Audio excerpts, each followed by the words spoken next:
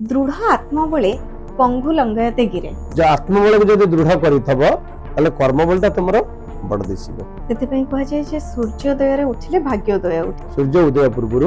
सीटा कोन ना क्षीर रे स्नान कला बड़ी होई जाय। आमे अमृत रे स्नान कले जदि आमे मध्याह्न समय रे सेटा रे स्नान करूछ सेटा कोन होउची ना जल तुल्य हो जाउची। संध्या समय को आसी जाउची अपराह्न गते तेन सेतेडा आमे जदि स्नान करूछ आमे रक्त स्नान करूछ।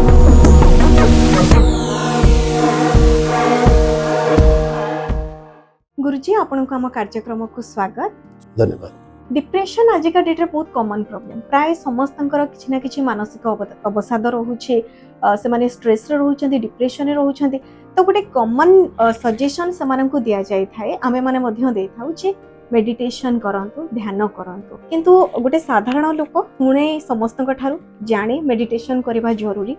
2 दिन 3 दिन 4 दिन जदि से मैक्सिमम करे तापर आउ कंटिन्यूटी रुहेनी तो केमिति आपण परामर्श देबे जणे मेडिटेशन को तांकर दैनंदिन जीवन शैली रे से माने ताको प्रैक्टिस करे परिबे। प्रत्येक दिन जो आमे किछि ध्यान करिबा योग करिबा हमर शरीर रो सुस्थ पाएंगी सेटा करिबा पेंकी आमे नित्य दिन रो चलन की आग सजाडिबा दरकार। जदि आमे प्रातः समय रे सोइबा ताले से जिंस होई परिबनी तेणु आमे प्रातः रे उठिबा दरकार एवं संध्या समय गते सोइबा दरकार। हमर खाद्य आहार मैथुन निद्रा आकु प्रथम सजाडिबा दरकार। आकु सजाडिले ही हमर कर्मफत सजाडी हे जिवो। आजिकाली रो समय रे लाइफस्टाइल करेक्शन ता प्रथमे से जिंसटा प्रथम असुविधा रहउची जे आमे प्रथमे उठिबारे हमर कोन होची ना राती 12टा जे आमे ड्यूटी करछ सकाळ उठिला बेलको 8टा 9टा पे उठुछ। हमर आध्यात्मिक भावना जहा रहउची प्रथमतः आमे जदि भगवान सूर्य को आमे गोटे देखुच जदि आमर पंच महाभूत रही जहाँ कहते 33 कोटी देवता रोचंती ता भितर आमे प्रत्येक दिन दर्शन कला भितर गोटे देवता को देखुचे से होचंती सूर्य भगवान जे कि दिवस राति याकू करूचंती। तेणु सूर्यंकर गोटे प्रिय जिनिस अच्छी कौन ना सूर्य को नमस्कार प्रिय हुंती एवं सूर्य को आमर वेदशास्त्र मतर भावना रे चिंता करा जाए जे सूर्य होचंती सकल रोगर निवारक सूर्य होचंती समस्त ग्रहर कारक एवं सूर्य होचंती समस्त रोगर निवारक ऐश्वर्य मध्य प्रदान करती। तेणु सकाळ प्रातः समय आम उठिकी जेते सूर्य उदय हेई नांती से समयटा होची हमर स्नान पे ठीक कहीं ना सूर्यंकर जेते तेज पड़े आदित्य हृदय कहले जे सूर्यंकर जेते तेज पड़े प्रातः समय कौन हुए ना सेटा दुग्ध तुल्य हुए क्षीर तुल्य हो जाए जलटा। तेणु आम गोटे क्षीर जल जो स्नान कर सूर्य उदय पूर्व सीटा कौन हुए ना क्षीर रे स्नान कला बड़ी हो जाए। तेणु क्षीर माने कौन आमर मर्त्यर अमृत आम अमृत रे स्नान कले जदि आम मध्याह्न समय रे सेटा रे स्नान करूच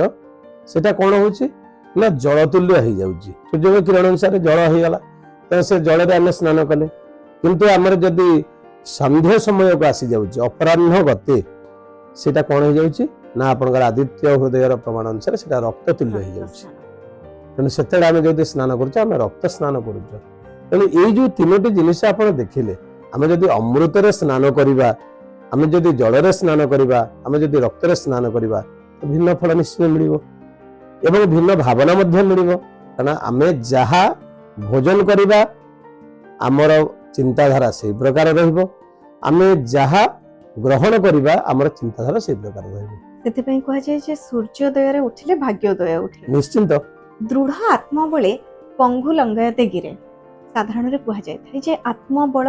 दृढ़ हेबा दरकार मनबल दृढ़ हेबा दरकार सेति पई आमे कोन करबा दरकार। आत्मबल दृढ़ करबा पई कि आमे प्रथमतः निजे कोन आमे निजे किए आमे कोठु आसीछ मो कथा प्रथम कहूँ मु किए मु प्रथम चिन्हवा को पड़ो मु को जगार अच्छी मोर योग्यता कौन सेटा हूँ मोर आत्मबल मु जानिबी जाने मु एई लोक मोर आत्मबल एया मोर पावर एतिक अच्छी सेटा हूँ आत्मबल। यदि आत्मबल को मु चिन्ह पारिबी तो आत्मबलटा परिप्रकाश करा जाए नहीं तुम्हें बाहर को बधे जहाँ भी हो बाहर को तुम्हें जब छोट दिशब किसी असुविधा पड़ोनी किंतु कर्म बेलू तुम्हें बड़ हेबा दरकार। जो आत्मबल को जब दृढ़ कर कर्मबलटा तुम बड़ दिशब। मेघ जिते बड़ा आसे जदि जोर गर्जन करे वर्षा कौन जोर हुए वर्षा जोर हुए किंतु जदि स्वल्परे पवन टिके आसिला घड़घड़ी मारी नथब वर्षा उठे ताले से बड़ संचिक प्रबल वर्षा हुए। तो सही प्रकार आम आत्मबलटा से अच्छी जदि आम निजको निज भाव आत्मस्वरूप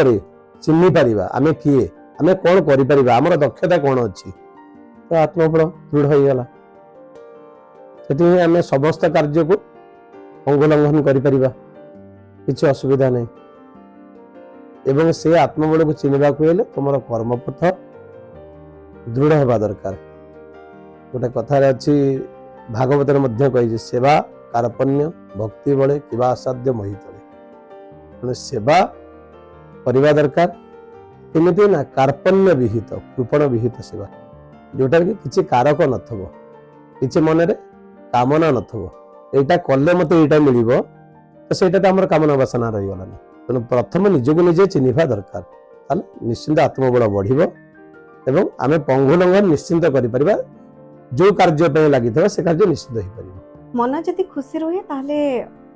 देह भल रहे मन जदि खराब हुए देह खराब रहे आउ जदि देह भी खराब रही थाए ताहले भी मन खराब हो जाए तो आपण प्रथमे मन ठीक रहबा दरकार कहबे ना प्रथमे शरीर सुनंतु आपण गोटे अच्छी चिता चिता द्वय मध्य चिंता एवं गरियसी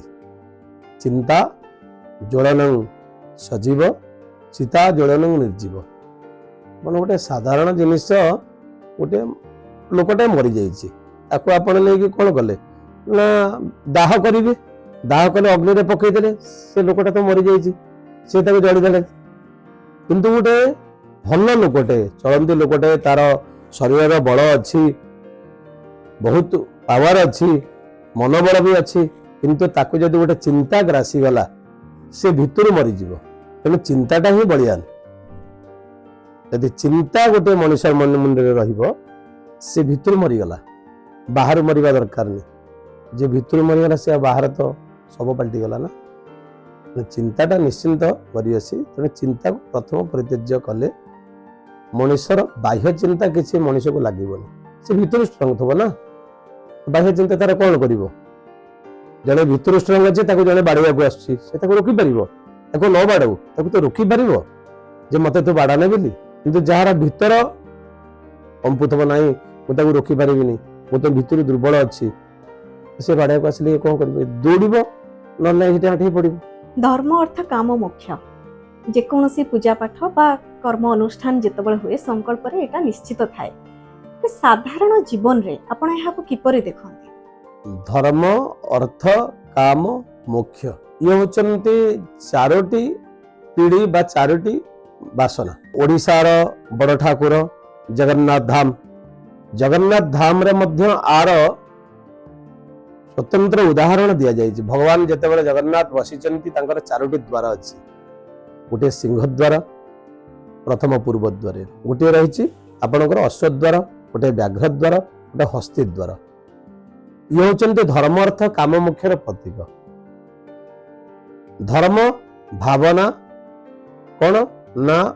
तुम्हें आत्म स्वच्छ कर भगवान सानिध्य प्राप्त करने जीव मु भगवान चरणापन्न हेबी शरणापन्न हेबी मोर जहा कर्म मु समर्पित से मते जहा देबे मुझे ग्रहण करी ये हूँ धर्म अर्थ अर्थ कहले आमे जीवा हूँ दक्षिण द्वार रे जीवा दक्षिण द्वार रे अर्थ पे गले आमे कौन कछि करबा ना आमे किछि प्राप्ति पे की आशा करबा राजांकर राज्य प्राप्ति गोटे मनुष्यर किछि द्रव्यर प्राप्ति ये हूँ अर्थ काम कामना कहले आमर मन मध्य बहुत कामना वासना रोचे से कामना वासना को पूरण करवा